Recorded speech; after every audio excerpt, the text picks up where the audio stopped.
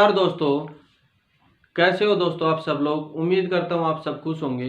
देखिए, कल मॉर्निंग में आपको 10 क्वेश्चन मैथ के जो मिले थे उन क्वेश्चंस का सॉल्यूशन मैं कल नहीं करवा पाया था, तो इसलिए आज से इस क्लास में हम कल के जो क्वेश्चन हैं उनको पहले सोल्व कर लेते हैं और एक क्लास आज ही आपको और मिल जाएगी जिसमें आज के जो क्वेश्चन हैं वो भी आपको सोल्व करवा दिए जाएंगे। तो कल के जो क्वेश्चन थे उनमें से पहले क्वेश्चन से हम क्लास की शुरुआत करते हैं। देखिए, पहले क्वेश्चन में क्या बोला गया है कि एक कक्षा में 65 छात्र हैं, उनको हमने 39 रुपये इस प्रकार बांटने कि प्रत्येक लड़के को 80 पैसे मिले और प्रत्येक लड़की को 30 पैसे मिले। आपने बताना है कि उस क्लास में कितने लड़के थे और कितनी लड़कियां थी। एक आसान सा सवाल है, इसको कई सारे तरीके से आप कर सकते हो। दो तरीके से तो मैं भी बताऊंगा आपको। देखिए, यहाँ पे क्लास में 65 छात्र हैं और लड़कों को हमने 80 पैसे देने हैं, लड़कियों को हमने 30 पैसे देने हैं। ये बॉयज हैं और ये गर्ल्स हैं।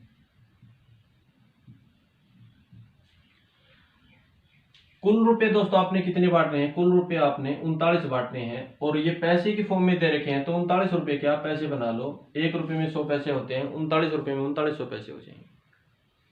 अब मैं इस लड़कों की राशि को 50 और 30 में बांट देता हूं। देखिए, क्यों बांट देता हूं?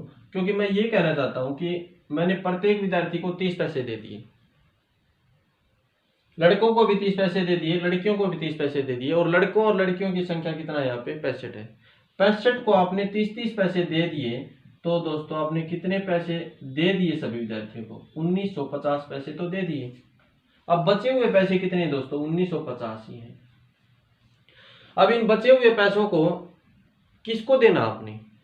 लड़कियों के हिस्से में जो राशि देनी थी वो दे चुके हम, लड़कों को भी 30 पैसे दे चुके। अब बचे हुए पैसे हैं वो केवल लड़कों को ही तो देने हैं और प्रत्येक लड़के को कितने देने हैं? 50 पैसे देने हैं।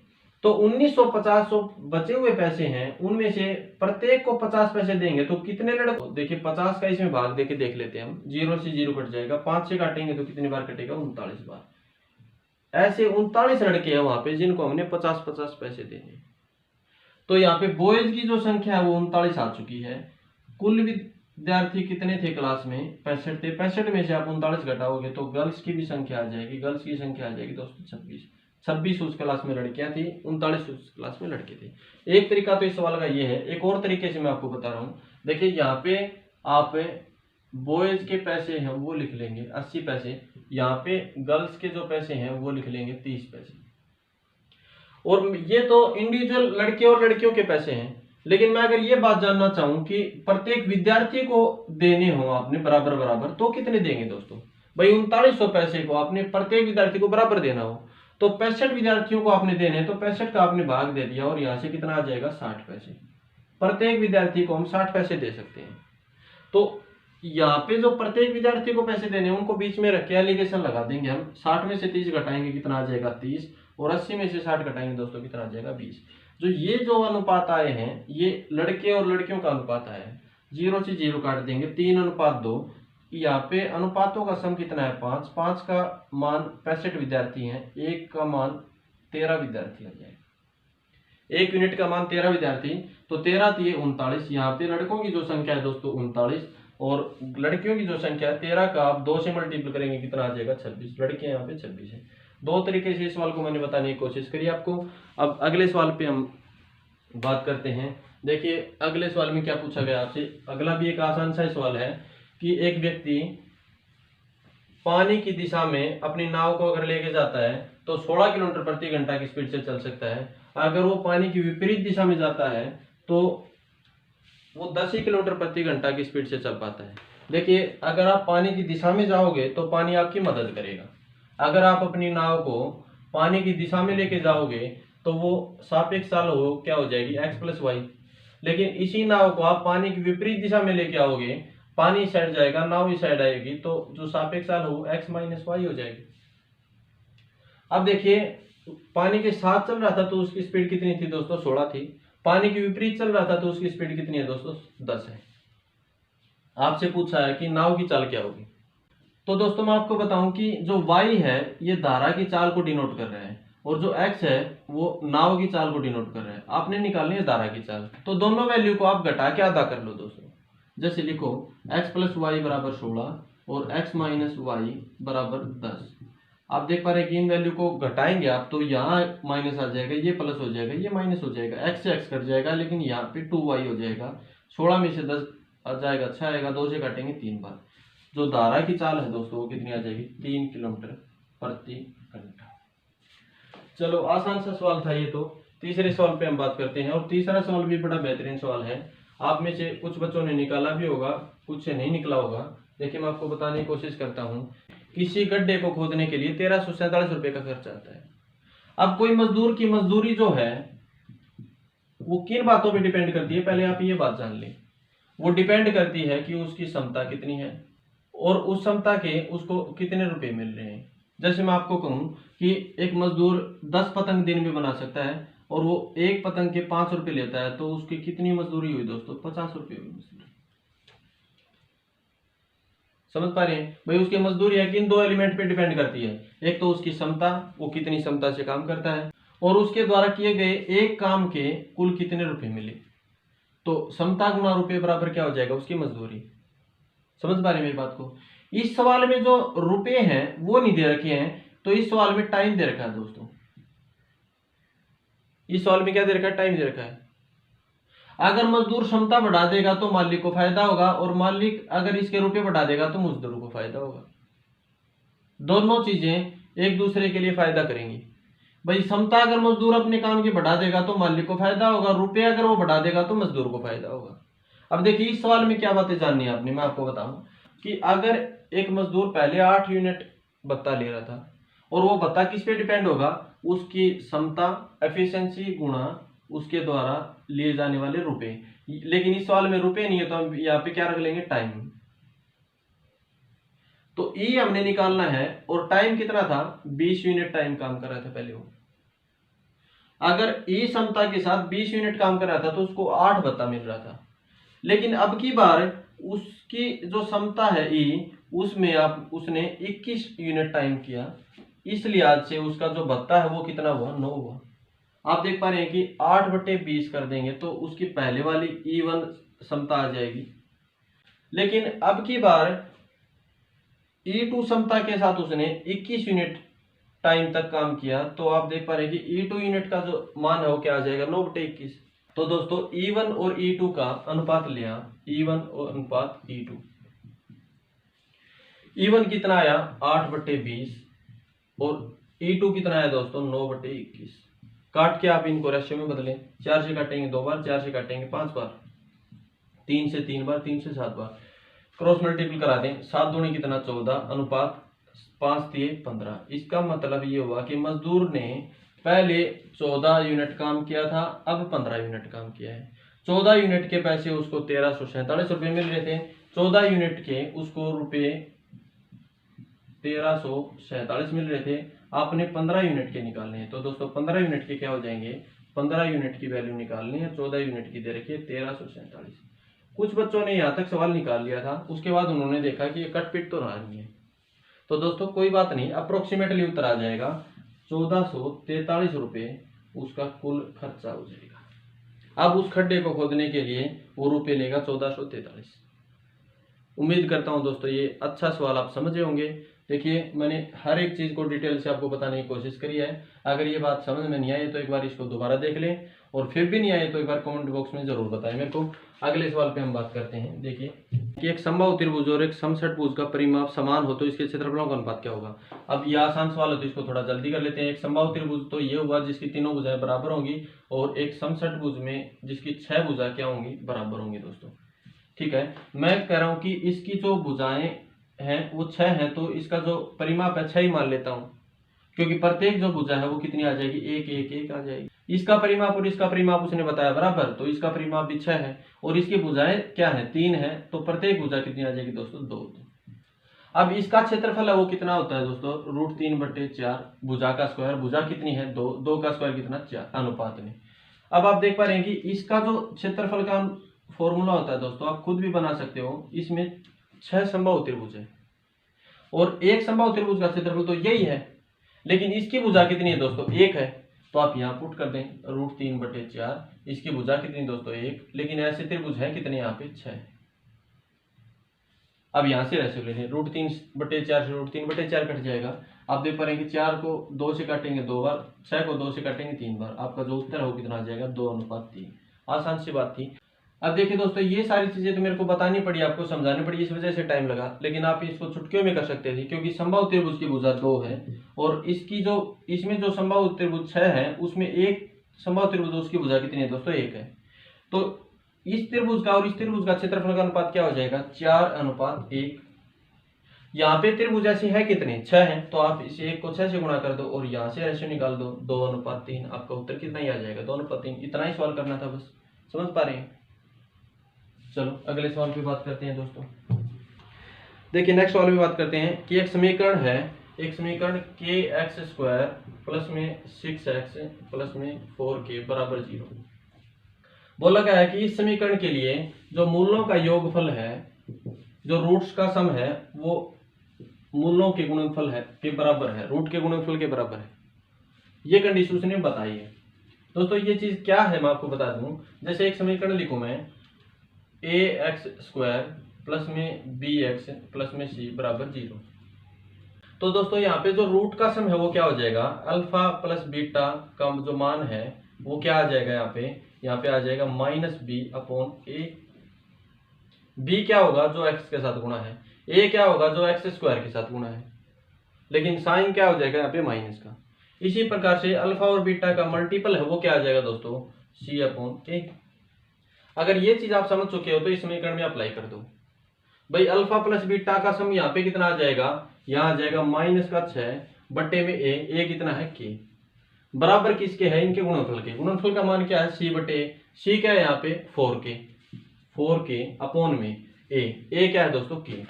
तो दोस्तों k से k कट जाएगा और 4k बराबर 6 है, तो -6/4 बराबर k है, तो इसको 2 से काटोगे ये 3 बार कटेगा, ये 2 बार, आपका उत्तर क्या आ जाएगा -3/2। 6 नंबर सवाल पे बात करते हैं दोस्तों। देखिए 3 की पावर x माइनस वाई बराबर 27 और बोला है 3 की पावर x प्लस वाई बराबर 243।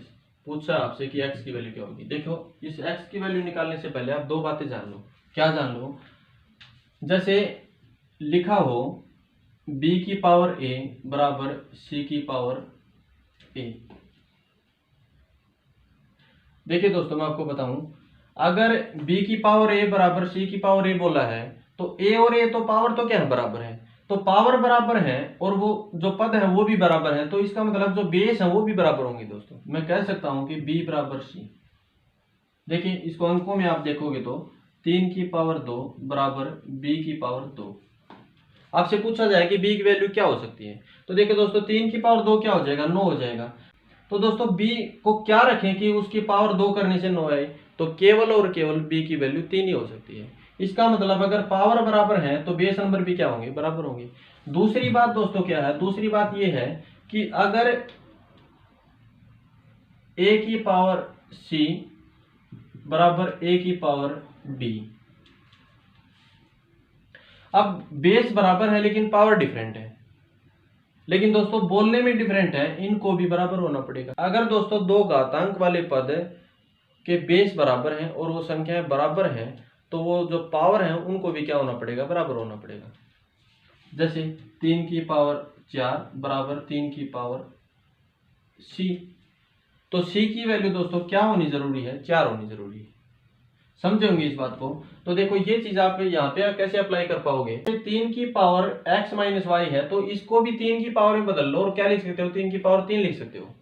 तो x माइनस वाई है दोस्तों वो क्या आ जाएगा 3 आ जाएगा। मैंने आपको बताया कि बेस बराबर तो पावर भी क्या बराबर है।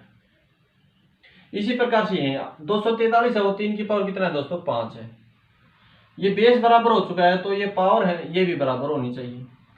तो हमने दो समीकरण निकाली है, x माइनस वाई 3 और x प्लस वाई बराबर 5। आपने x की वैल्यू निकालनी है तो जोड़ के आधा करो, 5 और 3 8, 8 का आधा दोस्तों कितना आ जाएगा 4। x की वैल्यू क्या आ जाएगी 4। एक आसान सी बात थी जो मैंने आपको समझाने की कोशिश करी। चलो अगले सवाल पे बात करते हैं दोस्तों। देखिए दोस्तों क्या बोला गया है कि ए बी एक वृत्त का व्यास है। पहले एक सर्किल ड्रॉ करो, इस प्रकार का एक सर्किल है जिसका डायमीटर क्या है ए बी, और बोला जा रहा है कि अर्धवर्त में एक पी पॉइंट है सरकमफ्रेंस पे, और सरकमफ्रेंस पे पी पॉइंट से होते हुए एक टेंजेंट आपने गुजार दी। आपको बोला गया कि ए बिंदु से इस टेंजेंट के ऊपर 90 डिग्री एक लाइन ड्रॉ करी जो एच पॉइंट पे मिलती है। इसी प्रकार से बी पॉइंट से आपने इसी लाइन पे एक परपेंडिकुलर डाला जो कहाँ मिलता है, के पे मिलता है। आपसे पूछा गया है कि ए एच प्लस बी के किसके बराबर।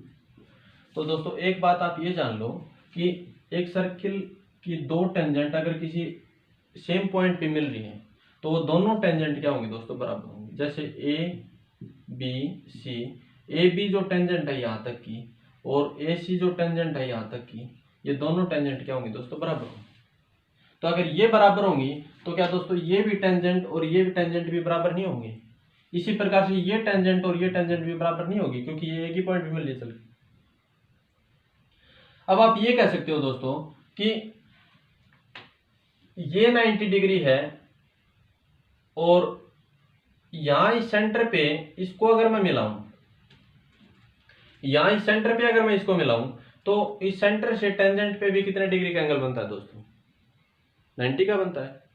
और 90 का बनता है, लेकिन इस सेंटर ओ से इस सरकमफ्रेंस तक ये जो लाइन है ये क्या कहलाती है, आर कहलाती है, या कहेंगे रेडियस कहलाती है। ये भी आर, ये भी आर और ये भी आर। अब आपको इस बात का पता है कि भाई एक लाइन पे आपने 3 लाइन ड्रॉ करी, तीनों ही 90 डिग्री के एंगल बना रही है और आगे चल के किसी एक पैरेलल लाइन पे मिल रही है। पैरेलल क्यों है दोस्तों, क्योंकि यहाँ पे भी 90 बनेगा क्योंकि ये भी तो टेंजेंट है और ये भी तो क्या है, टेंजेंट है। अगर ये टेंजेंट है, ये टेंजेंट है और ये आर है तो दोस्तों ये भी आर है और ये भी आर है और ये भी आर है और ये भी आर है, ये आर है, ये आर है, ये आर है, ये आर है। इसका मतलब ये हुआ कि जो एच और के तक का जो सम है वो कितना है दोस्तों, 2r के बराबर है। और 2r के बराबर क्या है दोस्तों, ये ए बी डायमीटर है। तो आप ये कह सकते हो कि ए एच बराबर बी के, ये किसके बराबर है, ए बी के बराबर है, ए बी डायमीटर के बराबर है। ये जो दोनों टुकड़े हैं इनका सम है।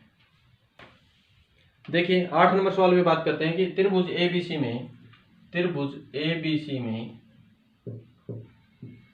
बी से AC के ऊपर परपेंडिकुलर डाला गया डी पॉइंट तक और C से AB के ऊपर परपेंडिकुलर डाला E पॉइंट तक। देखिए ये एंगल A है और ये जो परपेंडिकुलर लाइन है वो काट रही है, वो O पॉइंट पे काट रही है। आपसे पूछा गया है कि एंगल BOC बताओ। देखो दोस्तों बड़ी आसान सी बात है, कोई भी आकृति, चतुर्भुजाकार आकृति जिसके एंगल कितने बनेंगे दोस्तों, 360 बनेंगे। 360 से ज्यादा चतुर्भुज में एंगल नहीं हो सकते। तो इसका मतलब ये हुआ कि जो ये हमें चतुर्भुज दिख रहा है, क्वाड्रिलेटरल दिख रहा है, इसके एंगल कितने बनेंगे, 360 डिग्री बनेंगे। ये 90, ये 90, 180 हो चुके हैं। ये दो एंगल के लिए क्या बचा है, ये दो एंगल के लिए सम बचा है 180। इसमें से ये ए एंगल है तो ये दोस्तों कितना आ जाएगा, 180 माइनस ए। अब अगर ये 180 माइनस ए है तो ये एंगल इसका शीर्षाभिमुख कोण है, या कहेंगे अपोजिट वर्टिकल एंगल है। अपोजिट वर्टिकल एंगल क्या होते हैं, बराबर होते हैं। तो ये भी क्या हो जाएगा, 180 माइनस ए। तो BOC क्या आ जाएगा, 180 माइनस ए। ये आपका उत्तर है दोस्तों। आसान सी बात थी। 9 नंबर सवाल पे बात करते हैं। अब देखिए दोस्तों ये बड़े बेहतरीन सवाल हैं सारे, और सारे एग्जाम में कभी न कभी आए हुए हैं। सेक 90 डिग्री माइनस एक्स प्लस में कोसेक एक्स बराबर क्या दे रखा है, 4। अब आसान सी बात है दोस्तों, ये तो मेरे को बतानी पड़ रही है आपको, नहीं तो चुटकियों का सवाल है। क्योंकि इस एंगल और इस एंगल का सम क्या है, 90 है। और किन्हीं दो एंगल अल्फा प्लस बीटा का सम 90 डिग्री हो तो दोस्तों उसको बोलते हैं पूरक कोण, या कहें कि कॉम्प्लीमेंट्री एंगल। पूरक कोण पे साइन कोस के साथ बदलता है, टेन कोट के साथ बदलता है और सेक कोसेक के साथ बदलता है। तो इस सेक को मैं कोसेक में चेंज करना चाहूं तो क्या लिखूंगा दोस्तों, कोसेक एक्स डिग्री, इसी को लिख सकता हूं। और एक कोसेक एक्स ये है तो क्या हो जाएगा, 2 कोसेक एक्स डिग्री हो जाएगा। और ये किसके बराबर दे रखा है दोस्तों, 4 के बराबर। आप इस 2 को इस 2 से काटोगे कितनी बार, 2 बार। कोसेक एक्स डिग्री का मान 2 है। किस एंगल पे दोस्तों कोसेक है वो 2 होता है। तो मैं आपको बताऊं कि कोसेक 30 डिग्री की वैल्यू 2 होती है। इसका मतलब है एक्स का मान कितना आ जाएगा, 30 डिग्री। 30 डिग्री आपका सही उत्तर है। अब आज की क्लास का लास्ट सवाल हम करने जा रहे हैं। आखिरी सवाल पे हम बात करें तो क्या सवाल बोला गया देखिए, एक वर्ग किलोमीटर क्षेत्रफल की भूमि पर 2 सेंटीमीटर वर्षा हुई है। समझिए, एक इस प्रकार की वर्गाकार आकृति है एक खेत की, और इसकी जो डायमेंशन है, इसकी साइड है वो 1 किलोमीटर है। 1 किलोमीटर को आप मीटर में बदलोगे तो 1000 मीटर हो जाएगी दोस्तों। 1 किलोमीटर किसके बराबर है? 1000 मीटर के बराबर। तो प्रत्येक भुजा इसकी 1000 मीटर है, और इस पे बारिश होती है तो थोड़ी थोड़ी जो भूमि है इसकी गिल्ली हो जाती है। कितनी भूमि गिल्ली हो जाती है उसने बताया भी है आपको। उसने बताया कि 2 सेंटीमीटर की भूमि गिल्ली हुई है। अब दोस्तों ये घनाभाकार आकृति दिख रही है, और किसी भी घनाभ कहें या क्यूबॉइड कहें, उसका आयतन क्या होता है? वॉल्यूम क्या होता है दोस्तों? वॉल्यूम होता है LBH। अब इसमें L कितना है दोस्तों? L है इसमें 1000 मीटर, और B कितना है? 1000 मीटर, और ऊंचाई इसकी क्या है दोस्तों, या डेप्थ कहें वो कितनी है? 2 सेंटीमीटर। ये सेंटीमीटर को आप मीटर में बदल दो, सेम यूनिट में रखना जरूरी है। ये मीटर में है, ये मीटर में है, ये मीटर में नहीं था, हमने मीटर में बदल दिया। तो इसका मतलब इतना पानी बारिश के रूप में वहां पे गिरा है। उस पानी का इसने 25% इकट्ठा कर लिया। 25% के मान कितने होते हैं दोस्तों? 1/4। इस पानी को 1/4 आपने इकट्ठा कर लिया, और उस पानी को आपने एक तालाब में डाला। वो तालाब इस प्रकार से है। इस तालाब के डायमेंशन उसने कितने बताए? 200 मीटर तो ये तालाब लंबा है, और 20 मीटर ये तालाब चौड़ा है, और इसकी डेप्थ आपने बतानी है कि इसमें कितना पानी स्टोर होगा, कितना पानी इसमें स्टोर होगा। तो दोस्तों इसके वॉल्यूम कितने हो जाएंगे? 200 गुणा, यहाँ पे एक साइड 20 है, और तीसरी साइड डेप्थ है वो नहीं पता, उसको मान लेते हैं h। उसको क्या मान लेते हैं दोस्तों? h मान लेते हैं। बस 2 चीजें कट रही हैं उसको काट देंगे। 3 जीरो इस साइड है, 3 जीरो तो हम यहाँ से काट देते हैं, 2 जीरो इससे यहाँ काट देते हैं, 1 2 से ये 2 कट जाएगा, और ये 2 बचा हुआ है ये इसके बट्टे में आ जाएगा। तो आप कह सकते हो कि h का मान 10/8 है, या कह सकते हो कि h का मान 5/4 है, या कह सकते हो h का मान 1.25 मीटर है। आपका उत्तर क्या आ जाएगा? 1.25 मीटर। दोस्तों ये जो सारे सवाल थे ये 4 मई 2020 मॉर्निंग में आपको मिले थे, और सारे एग्जाम में आए हुए बेहतरीन सवाल थे। तो उम्मीद करता हूँ आपने इन सवालों को सीखा होगा। अगली क्लास में कुछ और बेहतरीन सवालों के साथ फिर से मिलते हैं दोस्तों। तब तक के लिए अलविदा।